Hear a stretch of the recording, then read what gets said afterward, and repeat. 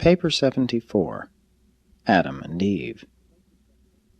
Adam and Eve arrived on Urantia from the year AD 1934, 37,848 years ago. It was in mid-season, when the garden was in the height of bloom, that they arrived. At high noon and unannounced, the two seraphic transports, accompanied by the Jerusalem personnel entrusted with the transportation of the biologic uplifters to Urantia, settled slowly to the surface of the revolving planet in the vicinity of the Temple of the Universal Father.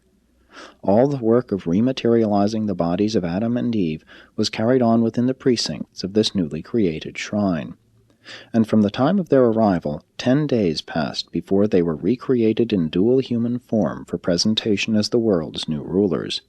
They regained consciousness simultaneously. The material sons and daughters always serve together. It is the essence of their service at all times and in all places, never to be separated. They are designed to work in pairs. Seldom do they function alone. 1. Adam and Eve on Jerusalem. The planetary Adam and Eve of Urantia were members of the senior corps of material sons on Jerusalem, being jointly number 14,311. They belonged to the third physical series and were a little more than 8 feet in height. At the time Adam was chosen to come to Urantia, he was employed, with his mate, in the trial and testing physical laboratories of Jerusalem. For more than 15,000 years they had been directors of the Division of Experimental Energy as applied to the modification of living forms. Long before this they had been teachers in the citizenship schools for new arrivals on Jerusalem, and all this should be borne in mind in connection with the narration of their subsequent conduct on Urantia. When the proclamation was issued calling for volunteers for the mission of Adamic adventure on Urantia, the entire senior corps of material sons and daughters volunteered. The Melchizedek examiners, with the approval of Lanaforge and the Most High's Evidentia, finally selected the Adam and Eve who subsequently came to function as the biologic uplifters of Urantia. Adam and Eve had remained loyal to Michael during the Lucifer Rebellion. Nevertheless, the pair were called before the System Sovereign and his entire cabinet for examination and instruction.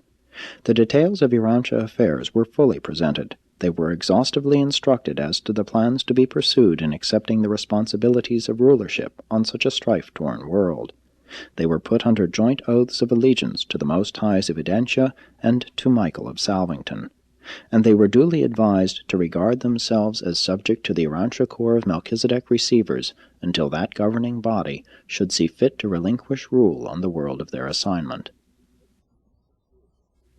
This Jerusalem pair left behind them on the capital of Satania and elsewhere 100 offspring, 50 sons and 50 daughters, magnificent creatures who had escaped the pitfalls of progression and who were all in commission as faithful stewards of universe trust at the time of their parents' departure for Urantia, and they were all present in the beautiful temple of the material sons, attendant upon the farewell exercises associated with the last ceremonies of the bestowal acceptance.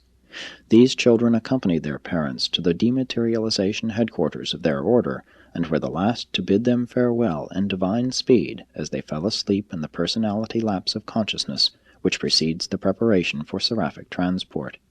The children spent some time together at the family rendezvous, rejoicing that their parents were soon to become the visible heads, in reality the sole rulers, of planet 606 in the system of Satania. And thus did Adam and Eve leave Jerusalem amidst the acclaim and well-wishing of its citizens. They went forth to their new responsibilities adequately equipped and fully instructed concerning every duty and danger to be encountered on Urantia. 2. Arrival of Adam and Eve. Adam and Eve fell asleep on Jerusalem, and when they awakened in the Father's temple on Urantia, in the presence of the mighty throng assembled to welcome them, they were face to face with two beings of whom they had heard much, Van and his faithful associate Amadon. These two heroes of the Caligastia secession were the first to welcome them in their new garden home. The tongue of Eden was an Andonic dialect as spoken by Amadon.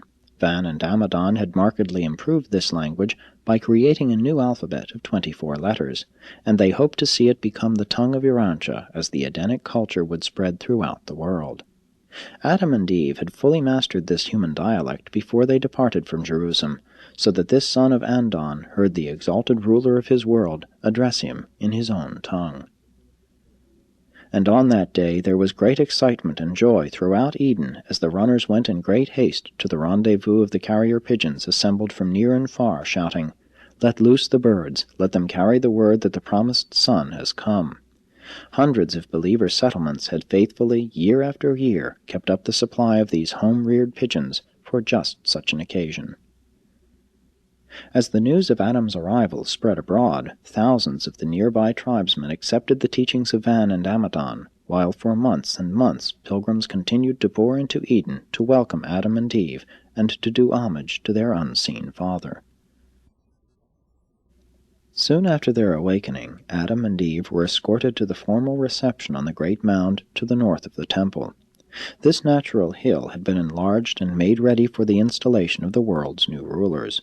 Here, at noon, the Urantia reception committee welcomed this son and daughter of the system of Satania.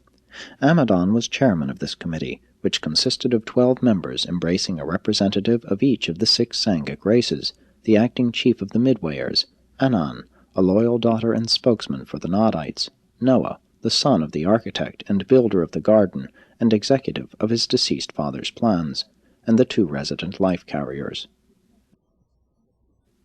The next act was the delivery of the charge of planetary custody to Adam and Eve by the senior Melchizedek, chief of the Council of Receivership on Urantia.